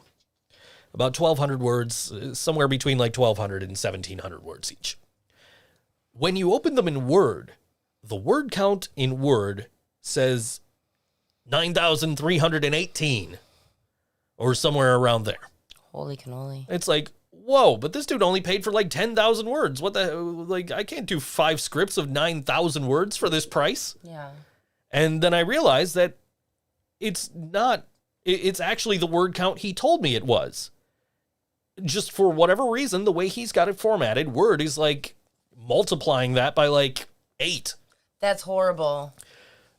Now, on top of this, he's got them written in a very terrible font. Why wouldn't you use standard font Like, or something like that? can't, there was, like, I can read most of it, but there was some stuff where I'm like, what does that even say? Yeah. Like, I can't read. So I actually I hit enable editing, because when you download from the internet, it doesn't let you edit by default. So I hit enable editing, and I selected all, and I tried to change the font, and it wouldn't change. Comic Sans would have been better. Yeah. Comic Sans would have been better, yes. Anyway, but yeah, so I'm trying to change the font. It won't change. I end up having to copy the whole document, open a new document, Oh my goodness. paste just the text without the formatting. So now it's an Arial font, now it's readable, but the problem is that he splits everything into separate lines. Like, in the middle of sentences, he'll split it into another line. Oh God. And the way it's done, you can't just go and take out the line breaks, because then, like, your sentences will butt up together. So it's easier to read when it's still line by line. But it's like, dude, but I still have to go and change it from like double spaced lines to single spaced lines. That And sounds it's like a lot of bullshit. Oh, work. it's a pain in the ass, but once I get them formatted, they're not terrible to read. They're just, some of them are extremely boring because let me ask you guys, you're all a bunch of, you're all great people with your own interests. You're all great individuals. Do any of you at all give a shit about the history of Adidas footwear? and what World Cups each individual shoe was used in? Do you Like, do you there's care? a small part of me that cares. I don't care, and I'm the guy that had to sit there and read it for 2 hours. I feel bad for you, but there is a small part of me that cares. I don't think I would watch a whole video on it. I mean, like, I was okay doing the like history of like Ferrero chocolate, like and like hazelnut and Nutella and stuff. Like, I'm okay with that. I'm okay with like the history of Barbie. I'm a guy who sits here and watches the toys that made us. Right. But like, come on, like, you've already done 3 videos on the history of Adidas. Now you're just sitting here like, okay, and this shoe was made with kangaroo leather, and it was used by this, and it was used by this player in this World Cup, and this country won that World Cup. Like, I don't care. Excuse me. Wait, World Cup is soccer, right? Yes. Don't care. Yeah, like, I'm an American. I don't give a shit. And then you got all these names. And I'm like, he didn't pay me enough to look up these fucking soccer names, okay? Like these football names, okay? Football. He didn't pay me enough to look up American football names, let alone fucking European soccer names, okay? So, and they're not like super difficult names, like Lionel Messi and Zinedine Zidane or whatever the fuck that guy with the headbutt his name is. But I'm just like, you know what? If I'm mispronouncing them, I do not give a fuck because this is boring as shit. It's interesting to somebody somewhere. I'm sure somebody somewhere is interested in it. Like, I got one guy, and he always sends me these, like, repetitive scripts. And it's all about, like, bulldozers. Or it's all about, fighter jets and stuff like that. But it's all like... And it's this high, and it's this wide, and it weighs this much, and it can go this fast, and it has this many horsepower, and it's manufactured here. And every single item on the list is written the exact same way. Yeah. And a lot of the time, and I'm not saying I don't like doing this guy's scripts. I really enjoy them because I know what I'm getting. And Right. they're relative, they seem a lot shorter than they actually are when I'm doing them because I'm used to them and I like doing them. Yeah. But a lot of this shit, I will go into the booth like, who fucking cares? But you know what? You know what I think is that if I were to sit down with 6-year-old Robert Sure. and be like, we're going to watch a video about bulldozers or fighter jets. Sure. He would be like, Sure. oh, really? Okay, and to be fair, half of you don't give a shit about pro wrestling, and I love doing my pro wrestling scripts every night. Yeah, that's true. I got another big one to do tonight, so I'm excited cool. about it. I love getting these big ones for Wrestle with Andy. If you guys are wrestling fans, definitely check out his channel, Wrestling with Andy, or Wrestle with Andy, Wrestle rather. with Andy? Yeah, Wrestle with Andy, great wrestling channel. Check it out, and especially if you like my voi's. I like it a little. I really enjoy doing his work. He sends me, once, twice a week, and it's they're large scripts. They're really well written, and it's stuff that I know about. So I'm actually like really excited when I get them because it's like, ooh, okay. I want to know more about this guy that I like. Like I did a CM Punk one, I think, a couple of weeks ago. I'm like, yeah, okay. Yeah. So if you were really into bulldozers, I suppose you'd be like really into the bulldozer video. I suppose I would. But again, I don't mind those ones because they're all really well written. I just know what I'm getting into, and just they get a little repetitive because and it's always like, okay, it's 6 feet or 23 meters wide or whatever. I don't know what the conversion is, so don't at me about that. But you get my. But it always has the imperial and the metric. So it's just like, man, like it would be so much easier if you just stuck with one, right? And just like stuck the other one on the screen or something like other YouTubers. You know what I have come to hate over the past week? What? Is tech YouTubers that don't know not to say the trigger word for your Echo devices. Because this thing goes off whenever it hears sensitive. it. It's like I have had my Google in here, and you guys know that because it's gone off plenty of times on this show. Yeah. I also have my, but I also just hooked up my Fire tablet and put it in show mode. So whenever it hears that keyword, it's like, ooh, what do you want? And it's like, oh man, what? Like, you're a tech YouTuber. You should know better. Maybe they do it on purpose. Most of them don't do it on purpose. Most of them are like, will avoid doing it because they know. Yeah. It's like, man, if I'm watching your video and you're trying to tell me that this thing that you are installing in your desk or whatever you're doing can be set up to work with this device, you should assume I already have one and that you saying that word is going to set it off. That's a new pet peeve of mine. Yeah. So tech YouTube, Yeah. take an example from me and don't say that word. I don't want that thing going off during my videos. We don't want that thing I don't going want off it going most off. of the time, I don't unless want it's meowing at the cats. Yeah, I don't want it going off during your videos. Yeah. I don't want it going off unless I ask it a fucking question. Right. So please, tech YouTubers, Ooh, watch your balls. bump the ball chain. Watch your balls. Bump the ball chain. Anyway, but yes, tech YouTubers, please try to avoid saying that word. That word. I was watching one. I was watching a video. It was like a room setup deal, and he cut to another guy who sent him videos of his setup. Because I watch a lot of room setup stuff to get kind of inspired and Right. you know what I want. How do I want to do stuff? So I'm watching this video, and he shoots it over to this other guy, and this other guy. Oh no, you know what it was? I was trying to find out how to set up lights to work with an HDMI cable so it would just mimic the colors on the screen. Okay.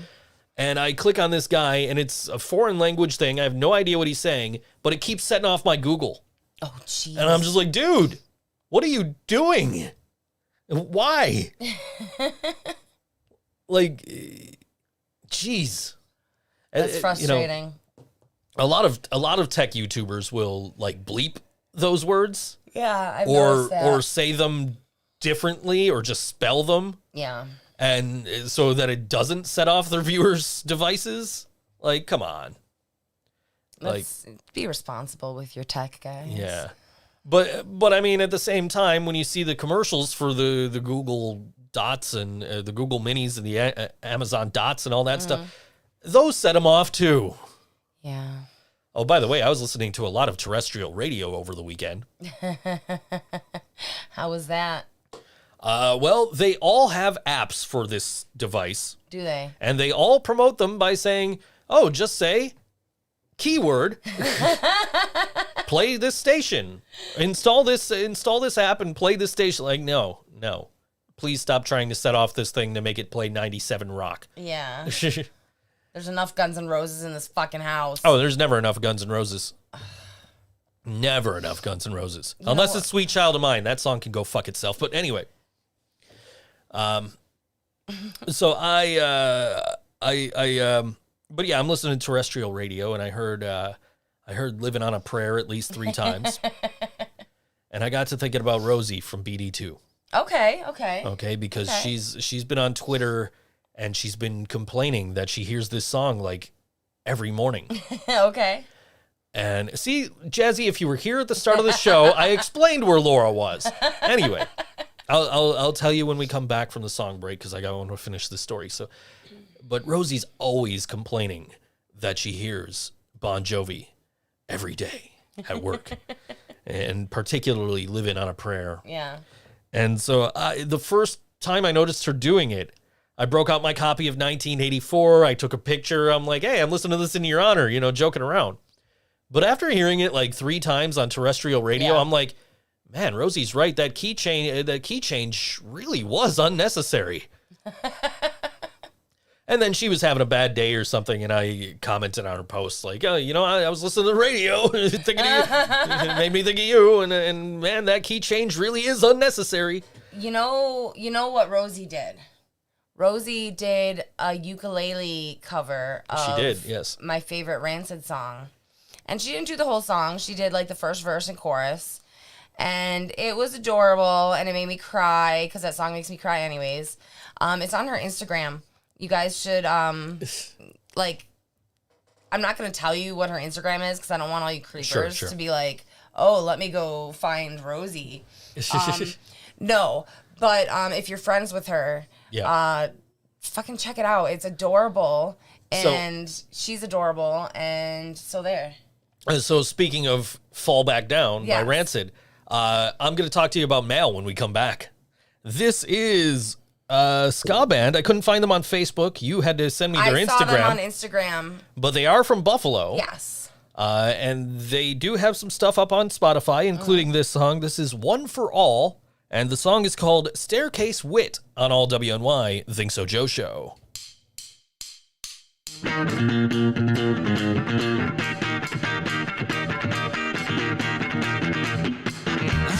Just about everywhere in this city, a memory attached to every street. Some of which I try my best to forget, but most of them I try so hard to keep fresh in my mind, for better or for worse. I'd rather be a little sad than forget all those good times that I had. Once I got past 24, you can't ignore. So hold on to the lessons that you learn, because those moments, they never return.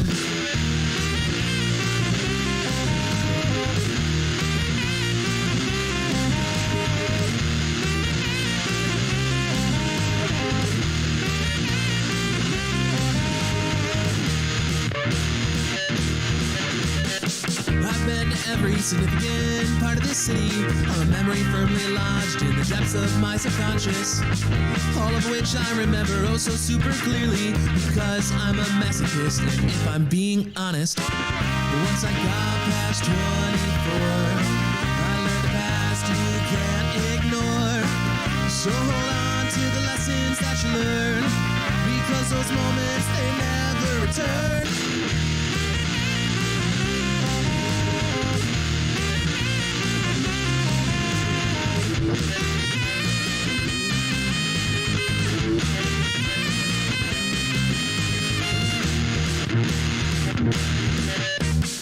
And since I love being honest so much, if you'll allow me this moment to sound a bit pop punk, I hate this fucking city, and I want to leave so bad, but I have no money to my name. And for someone who's almost 30, I'd say that's pretty sad, pretty sad.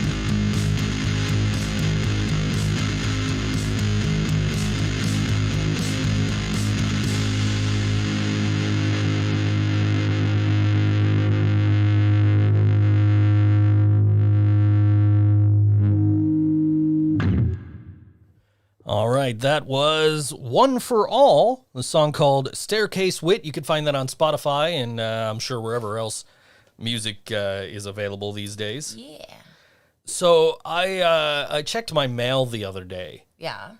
And apparently Dewey's getting buffering on Twitch. Oh, no. It's okay, Dewey. We're on YouTube and Facebook Live too, brother. I appreciate you watching on Twitch, though. We appreciate the more people we get on Twitch watching at once.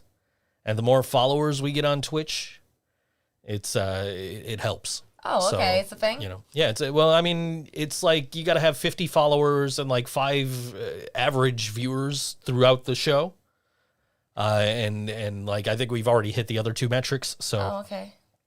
But anyway, so just to show you how slow the USPS has been running with the Christmas rush and everything that had happened prior to the election with Trump trying to shut it down and everything. This actually came in the mail the other day. This is the Jackknife Stiletto Christmas card. We get one every year. We do. It doesn't want to focus. There it goes. Yep. We got our Jackknife Stiletto Christmas card. It came like 2 days ago. Yeah. So, Thanks, girls. we love some Jackknife Stiletto around here. Oh, yeah. They also did a cover of Fall Back Down. It's on Which their was pretty badass. most recent album. So, Yeah. What do you think's the cooler cover from them? Fall Back Down or Wannabe? Fall Back Down. Fall Back Down. Just because Okay. it's one of my favorite songs. Speaking of covers, Yeah. we are heading to Noiseland next week. Oh my God, that is, yeah. You, what are you doing? I'm doing live band karaoke to Hanson's Mbop. So she's got On the Cinder doing Bop by Hanson. For me, it was a tough choice. It came down to two candidates, and one was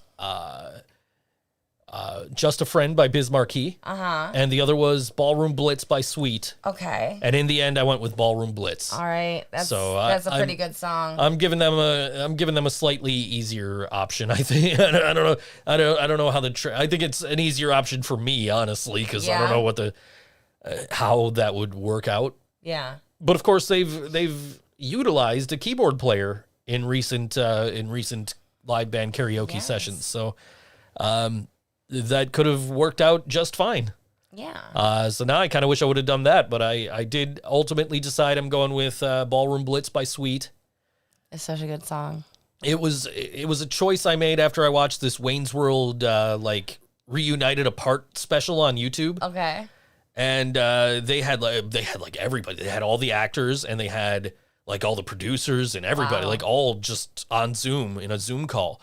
The whole thing started with Joe Perry and Steven Tyler from Aerosmith. Okay. They had Alice Cooper on this thing.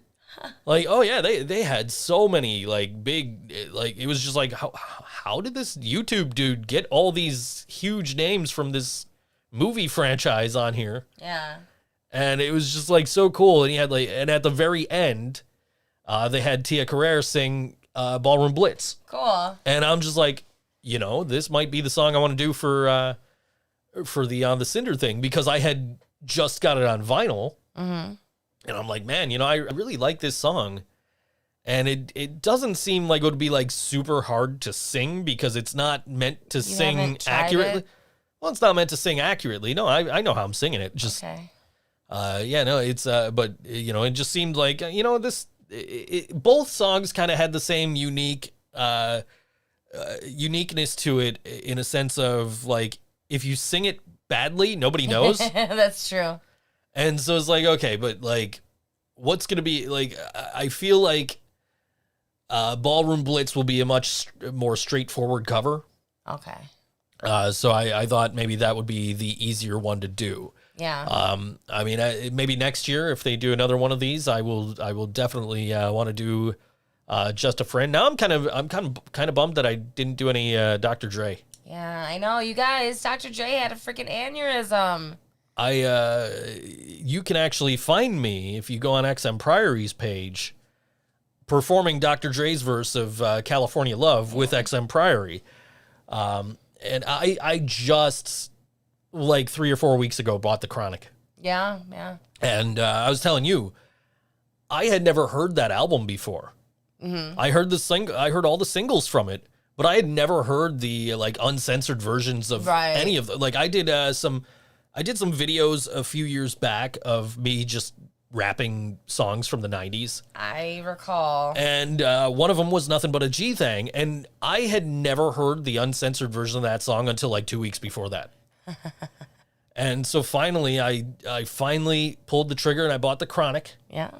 On vinyl, of course, and so I came home and I listened to it. I'm like, man, this is a really good album, and it's we're all hoping Dr. Dre pulls through. We love Dr. Dre. We should see if we can get an update on how he's doing. I feel like he was released from the hospital, but I'm actually grabbing my phone right now to see if I can get any info. I might just be like imagining that because that's what I want to happen.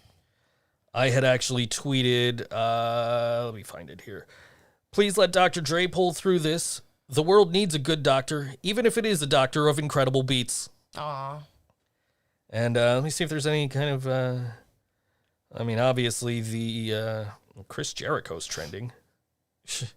Vince McMahon. No, Vince is trending. It doesn't, but it says combat sports, so it's probably Vince McMahon. I don't know. Let me, I'll just search for Dr. Dre. Yeah, search for him. I mean, I could just do it on a computer. I know. I don't know why you're not. Because I got to turn this way. To Okay. And be like doing the Thriller dance. trying to pull this stuff up. So, yeah. Dr. Dre. Dr. Dre is resting comfortably after suffering brain aneurysm. This is from Billboard. He's in the hospital recovering after suffering a brain aneurysm on Monday, January 4th. Billboard can confirm. He's speaking. He said, thanks to my family, friends, and fans for their interest and well wishes. I'm doing great and getting excellent care from my medical team. I'll be out of the hospital and back home soon. Shout out to all the great medical professionals at Cedars. One love. Very good. Very good to hear Dr. Dre's doing, he's going to be okay, hopefully. It's just, it doesn't seem like people like Dr. Dre and Snoop Dogg and like these like icons. It doesn't seem like they're human and that they should be able to have things like brain aneurysms. Sure. You know, they're like superheroes. The Snoop Dogg's actually supposed to be on, he was originally advertised for tonight, and they advertised him for tonight, Tuesday night on Impact, but he was supposed to be on AEW tonight. And I don't know if he's still on AEW tonight or if they bumped it to next week, or if he's even like going to do it if Dre's not doing good, because Snoop basically owes his career to Dre, and so does Eminem, and so many people. Exactly. So I mean, like even the Iron Sheik was tweeting about, oh no, we're not ready to forget about Dre, So hoping Dr. Dre it sounds like he's doing okay. Makes a speedy and full recovery, because we don't need to lose Dr. Dre. Oh my God, 2021, don't do this to us. Hip hop loses way too many too young. Yeah. Not just, from the generation of rap that I listen to, but even this generation of rap loses way too many people way too young. So it would just be a huge blow to everybody to lose somebody the status of Dr. Dre. Right. And so, it's that's like the two toughest things to be a fan of if you don't want to watch your heroes die, is hip hop and wrestling. Yeah, yeah. I mean, Makes sense. I'm just glad this week we didn't have to start off with a Dr. Dre reference because he passed like we did with Brody Lee last week. But hopefully Dre will make it out of it. We really sounds promising though. Yeah, absolutely. Yeah. I mean, it's I may have just bought the Chronic, but I have the Slim Shady LP over here, and I've got NWA Straight Outta Compton over here, and just so many albums that Dre is on or has influenced. Snoop Doggy Style in my collection here, just like so many albums that Dre has at the very least influenced, if not been a direct contributor towards. So it would be really it's still hard to listen to Run DMC knowing Jay's dead, or the Beasties knowing that one of them's no longer with us. Right. So it's tough to lose your musical heroes, or any of your heroes really. And Dre, before I got into hard rock and heavy music, Dr. Dre was producing everything I liked at the time. You know what I mean? So it's like man, like that's a lot of memories for that I'd be reflecting on if something were to happen to Dre. So was Dre producing Limp Bizkit? No. No. That was for you, Dewey. Yeah. Didn't make the playoffs, still rocking. Yeah. You know who did make the playoffs? Hey. So now last week, okay. So last week you kind of went on a rant because I had mentioned that they might allow 6,700 people into an 80,000 seat stadium. And you know, we kind of had a difference of opinion on that. Now they're talking about, and I don't know if they approved this like since the start of the show or anything, but I haven't really been paying attention. They want to expand outdoor seating capacity for restaurants on Chippewa so that they can have a big screen TV out there and they can have people out there to watch the game. Interesting. Okay, now that pisses me off. I'm okay with allowing 6,700 people getting COVID tests into an 80,000 seat stadium separated by hundreds and hundreds of seats in an outdoor venue. I am okay with that. That does not bother me. That is, you know, good for you guys. Okay? Having a single street and expanding outdoor seating so people could go watch the football game on a big screen TV, that pisses me off a little bit because you can have all these people gathered in one little tiny street. Yeah. One little area. Smaller than the stadium. Just to watch a football game on a big screen TV, but we can't go to fucking Stamps. Right. So that pisses me off. 6,700 people in an 80,000 seat stadium, I can understand. Opening up Chippewa to have a large crowd of people just to watch a fucking football game on TV. Yeah. That pisses me off. I feel like that game will be on TV. Oh, absolutely. You know, like, it's not...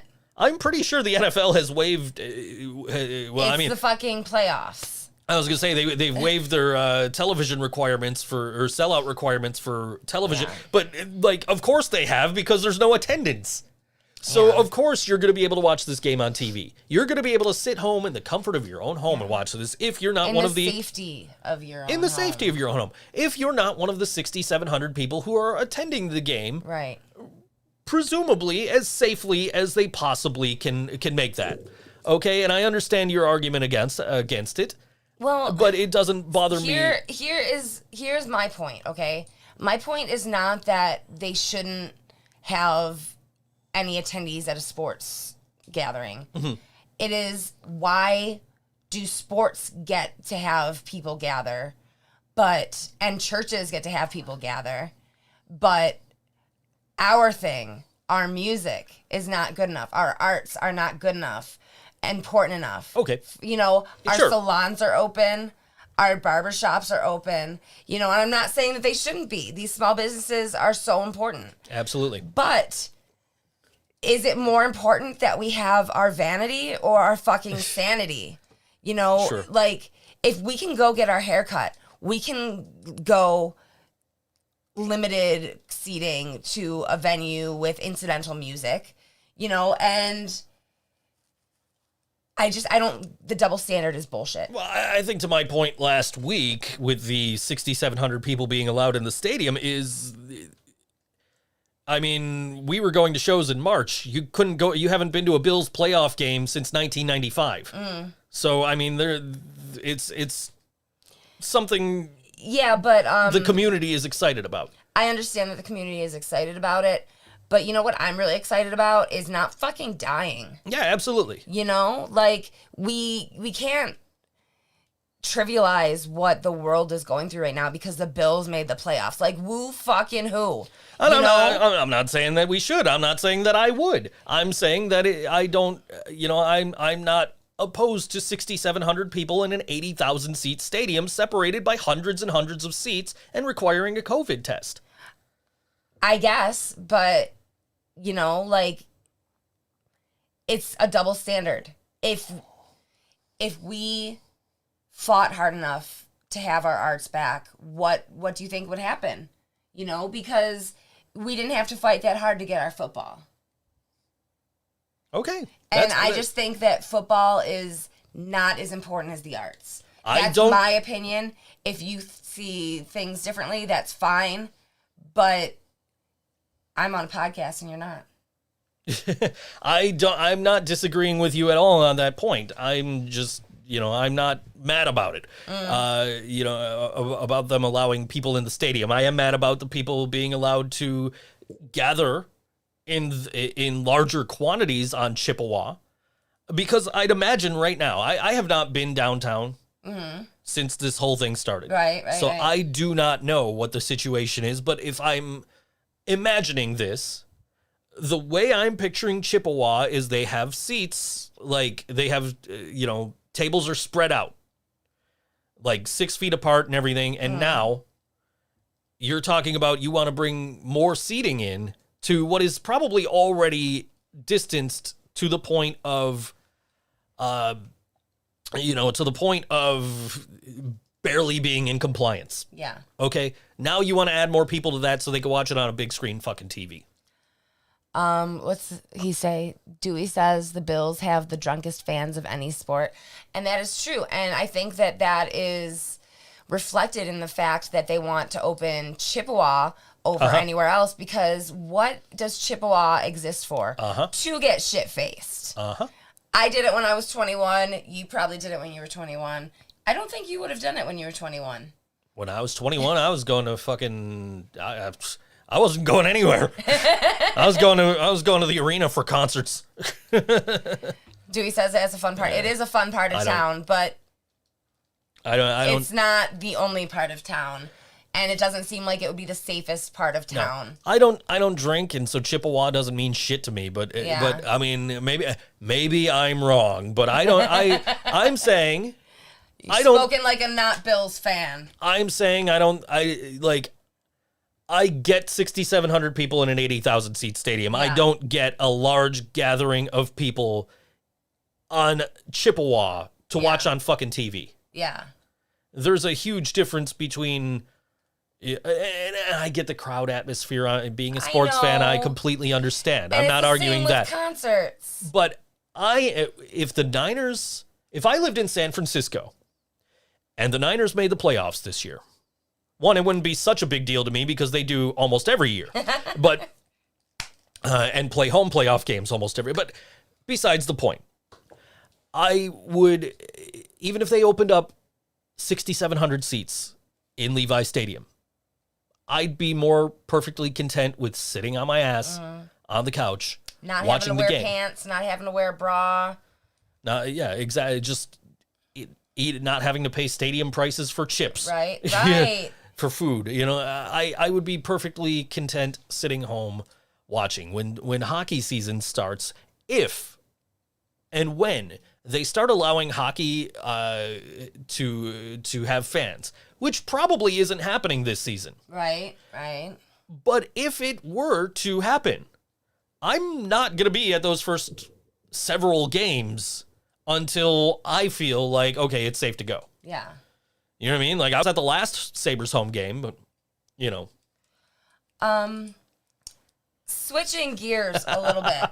What did he say? They canceled Christmas so that we can enjoy Christmas next year, so cancel the Bills game so they can enjoy it again in 40 years, chumps. So switching gears, there has been some talk about some venues around the area having the capability and the willingness to open up for live streams. So, we got our stimulus checks, and I can't think of anything better to do with my stimulus check than throw a fucking concert. Now, it's not going to be what we want. It's not going to be what we really need deep down inside. But if you are interested in watching a free live stream concert from a local venue or two, let us know who you're interested in seeing. If you're interested in playing, let us know. Nothing is set in stone yet, but we really want to see as much art in people's living rooms as we can, or studios or bedrooms or wherever the hell you watch your videos. We wouldn't see that. What? We wouldn't see their art if we're doing the arts. Oh, you want them to see the art in their bedroom? I'm confused. Yeah. Okay, you know what? Obviously, I went to go check the song and like how long the song was and like missed something there apparently. That's okay. Yeah, I don't know, but yeah, no, that's yeah, that'd be cool to have some. Let us have concerts at the football stadium. Yeah. Oh shit. Let 6,700 people in. Yeah. We'll it's okay. draw We about. only need 50. I would say we'll draw like 6.7, but Yeah.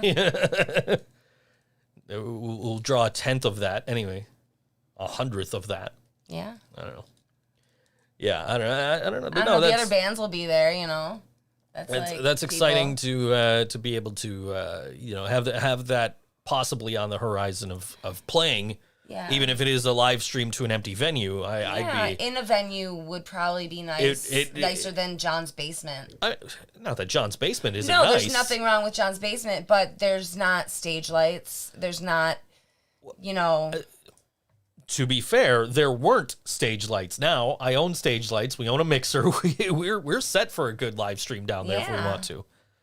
But let Yellow Sauce play in the parking lot. There you go. That's the thing. Like if we do a multi-venue thing in Yellow Sauce and Living Brain Dead, because they were both mentioned, I saw.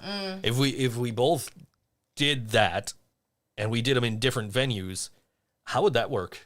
Yeah, we would have to use a parking lot, wouldn't we? So like if I'm playing at Stamps and Yellow Sauce is playing at like I don't know Mohawk, just right. Just to throw a random venue out there.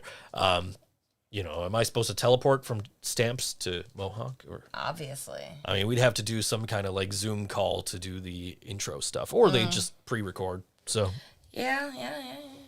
Well, all that will be figured out. We don't even have a date or anything. Right. So, but that's what I want to do with. Cool. But anyway, people. It is about that time. Is it? It is. Oh, shit. So this is our last song of the evening, and this is Intrepid Travelers. Yeah, they just released some new singles. Is this a new song? You Gotta Work? I don't know. I don't know either. Did I send it to you? Yes. Yes. Okay. So that's what this is. This must be new then. So it's You Gotta Work by Intrepid Travelers on All WNY. Think So Joe Show. We'll see you next week.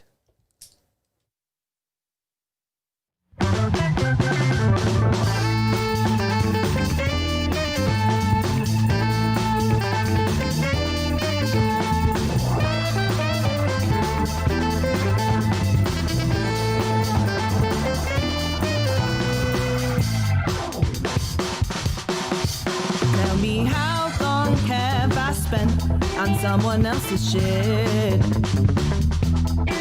And tell me how long did it take for me to see that this ain't it? I got all of the love in the world, but I just ain't got the time.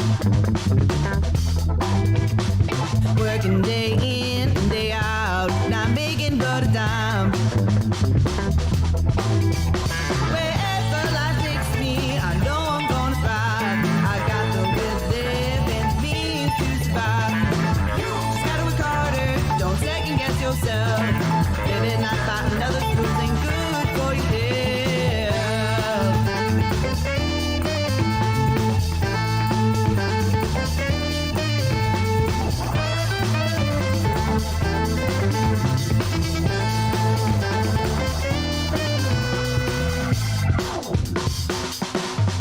Now tell me who's gonna go to work so I can pay my rent. And tell me who's gonna have my back when all my money's spent.